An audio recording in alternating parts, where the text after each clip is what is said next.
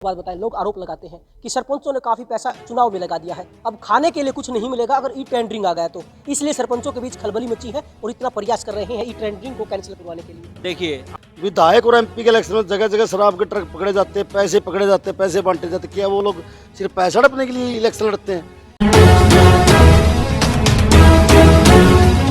चरखी दादरी जिले में आज सभी सरपंच इकट्ठा हुए हैं। जो सरकार के खिलाफ जो आंदोलन करने वाले हैं उसको लेके आज रणनीति बनाई जा रही है। सरपंच एसोसिएशन के स्टेट जो प्रेसिडेंट है वो भी यहाँ पर उपस्थित है, उनसे बात कर लेते हैं और सरपंचों से हम बातचीत करने वाले हैं। आखिर पूरा मामला क्या है, इतने बड़े आंदोलन के बाद भी सरकार आखिर क्यों नहीं झुक पा रही है। नमस्कार जी। नमस्कार जी। कहाँ से हैं आप? मेरा गांव समैन है और मेरा नाम रणबीर समैन, टोहाना मेरा हल्का, जिला मेरा फतेहाबाद, और मैं सरपंच एसोसिएशन हरियाणा का अध्यक्ष हूँ। हम लोगों ने जो आंदोलन चलाया हुआ है, गांव देहात बचाओ आंदोलन, उसी के विषय में मैं हर डिस्ट्रिक्ट में जाने लग रहा हूँ। अपने साथियों से मीटिंग कर रहे हैं कि आगे की अपनी रणनीति तैयार करेंगे, और जब तक सरकार हमारी मांगे नहीं मान लेती हमारा आंदोलन ऐसे ही जारी रहेगा। सरकार की मंशा बिल्कुल साफ नहीं है। सरकार ठेकेदारी पर लागू करना चाहती है और सारा का सारा पंचायती राज एक्ट के जो बजट है उसके ऊपर सरकार की निगाहें हैं। पीछे 2 साल के अंदर इन लोगों ने जो गोलमाल किया, ग्रामीण क्षेत्र के अंदर कहीं विकास नहीं हुआ, किसी भी गांव के अंदर कार्य नहीं हुए, धरातल पर कोई कार्य नहीं, कागजों के अंदर काम किए गए और बजट का दुरुपयोग किया गया। सरपंच का इलेक्शन में कहीं पैसा नहीं लगता, ये भाईचारे का इलेक्शन होता है। पंचायत मंत्री जी, एक बात हो, विधायक और एमपी के इलेक्शन में जगह जगह शराब के ट्रक पकड़े जाते हैं, पैसे पकड़े जाते हैं, पैसे बांटे जाते हैं। क्या वो लोग सिर्फ पैसा हड़पने के लिए इलेक्शन लड़ते हैं? ये तो भाईचारे का इलेक्शन होता है। और सरपंच गांव में विकास के लिए चुने जाते हैं और सरपंच उसी आदमी को चुना जाता है जिसकी छवि साफ हो। एमएलए एमपी तो पार्टी की लहर में भी चुने जाते हैं, लेकिन एक सरपंच का पद ही ऐसा है जो साफ छवि और ईमानदार व्यक्ति को चुना जाता है। कई बार बातचीत का रास्ता निकला है लेकिन बातचीत नहीं बन पाई है। राइट टू रिकॉल पर भी एक पे चढ़ा हुआ है, इस बारे में क्या कहेंगे? राइट टू रिकॉल पर हम कहते हैं पहले लोकसभा में और विधानसभा में लागू करें, फिर सरपंचों पर लागू करें। वो भी इलेक्टेड बॉडी, हम भी इलेक्टेड बॉडी है। और पंचायती एक्ट को लागू करें जो संविधान के अंदर। हमारी तो संविधान से बाहर कोई मांग ही नहीं है। बिल्कुल हमारी मांग वही है जो हमारे संविधान के अंदर दिया गया। संविधान से ऊपर तो कुछ नहीं है। राज्य सरकार अपनी मनोबली चला रही है और ठेकेदारी प्रथा को लागू करने पे अपनी जीत पे अड़ी हुई है। अच्छा, एक बात बताइए, आज आप चरखी दादरी आए, यहाँ पर तमाम जो लगभग जो सरपंच यहाँ पहुँच चुके हैं, सरकार ने आपको रोकने के लिए दल बल का प्रयोग भी किया, इवन यहाँ तक कि रात को भी कार्रवाई की गई है। आपको लगता है इतनी बड़ी कार्रवाई होने के बाद भी एक बार सरपंच दोबारा से इकट्ठा हो पाएंगे? बिल्कुल, आप देखो 17 तारीख को पंचकुला के अंदर कितने हजारों की संख्या में लोग पहुंचे थे। इन चीज़ों से कोई नहीं दबने वाला, ना हम लोग दबेंगे। और जब तक हमारा आंदोलन, जब तक हमारी मांगे नहीं मानी जाती, हमारा आंदोलन ऐसे ही जारी रहेगा। और हम संघर्ष के रास्ते में जो भी मुश्किलें आएंगी उसका सामना करने के लिए हम लोग तैयार हैं। कुछ और लोगों से भी बात कर लेते हैं। क्या नमस्कार जी। नमस्कार जी। आपका नाम? सूबेदार रामचंद्र, सरपंच गाँव मरवास, ब्लॉक बारडा। क्या आपको लगता है सरकार को अब झुका पाएंगे? हमारा मकसद सरकार को झुकाने का नहीं है। ये सरकार की भी गलत सोच है और जो ये सवाल किया जाता है वो भी गलत है। सरकार को क्या झुकना है? हमें अपने अधिकारों की लड़ाई है। हमारे अधिकार भी संविधान में बाबा साहब भीमराव अंबेडकर ने जो हमें दिए हैं। उसके बाद 1992 में जो संशोधन किया, 73वें संशोधन की 11वीं सूची में जो पंचायतों के अधिकार है वही मांग रहे हैं। लड़ाई को बनाया इस तरह से, दिखाया इस तरह से जा रहा है। ई टेंडरिंग कोई मसला ही नहीं है। मसला राइट टू रिकॉल सांसदों पर। हम सारी चीज़ें पंचायत से ही क्यों शुरू करना चाहते हैं? एजुकेशन क्वालिफिकेशन मेंबर के लिए 10वीं पास, विधायक के लिए अनपढ़, अंगूठा टेकने से चलेगा, सांसद के लिए अंगूठा टेकने से चलेगा। ये शर्म की बात है।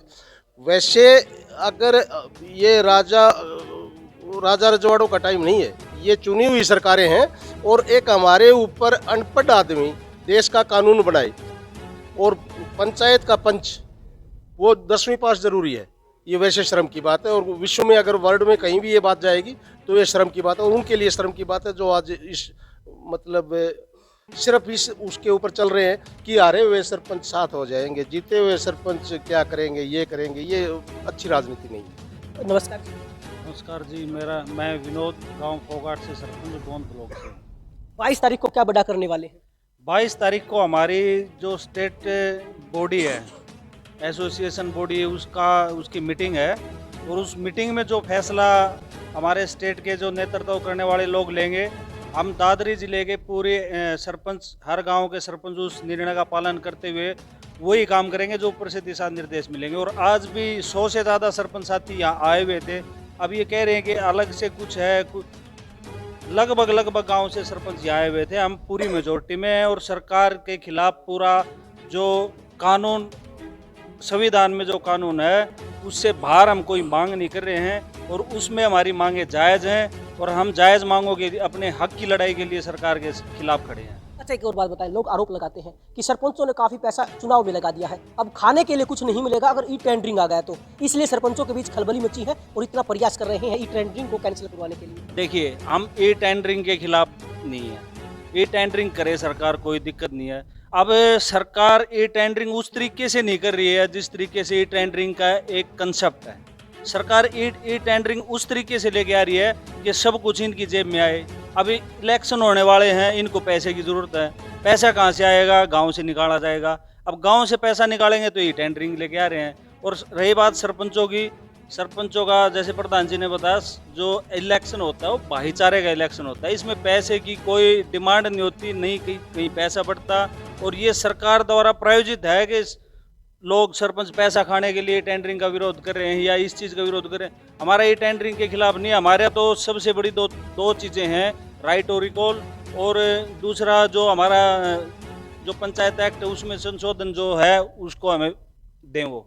अच्छा प्रधान जी, एक बात और बताएं, नेताओं का विरोध किया जा रहा है, जो कोई भी पार्टी के भी नेता क्यों ना हो, अभी तक आपका आंदोलन शांतिपूर्ण तरीके से चलता रहा, क्या आगे आने वाले समय में तनावपूर्ण परिस्थितियां नहीं बन जाएंगी? हमारा आंदोलन आगे भी शांतिपूर्ण तरीके से चलेगा। हम हमारे आंदोलन में कोई भी उपद्रव नहीं होने देंगे, बिल्कुल शांतिपूर्ण तरीके से अपना आंदोलन चलाएंगे। नेताओं का विरोध भी हम अपने दायरे में रह के करते हैं, जैसे काले झंडे दिखा दिए वैसे नारेबाजी कर दी। और नेताओं के विरोध में कौन सा हम उनके पीछे लाठी लेके भागते हैं? जो भी लोकतंत्र के अंदर होता है हम बिल्कुल शांतिपूर्ण तरीके से अपना आंदोलन चलाएंगे। जी, चरखी दादरी जिले में आज लगभग सरपंच आज इकट्ठा हुए हैं, बातचीत कर रहे हैं कि 22 तारीख को क्या डिसीजन लिया जाए। आपकी जानकारी के लिए बता दें, 22 तारीख को राज्य स्तर पर सभी सरपंच बैठकर एक बैठक करने जा रहे हैं और आने वाले समय में वो क्या निर्णय लेने वाले हैं कि सरकार के खिलाफ वो विरोध प्रदर्शन जिता सके। हालांकि सरपंचों की माने तो अभी तक उनका आंदोलन शांतिपूर्वक तरीके से रहा है और आगे भी शांतिपूर्वक तरीके से आंदोलन करते रहेंगे। आखिर देखना होगा सरपंचों की मांगों के सामने हरियाणा सरकार झुकती है या नहीं, फिर आने वाले समय में सरपंचों को रोकने के लिए सरकार किन हथकंडों को अपना सकती है। चरखी दादरी न्यूज चैनल के साथ जुड़े रहें, खबरों का सिलसिला जारी रहेगा।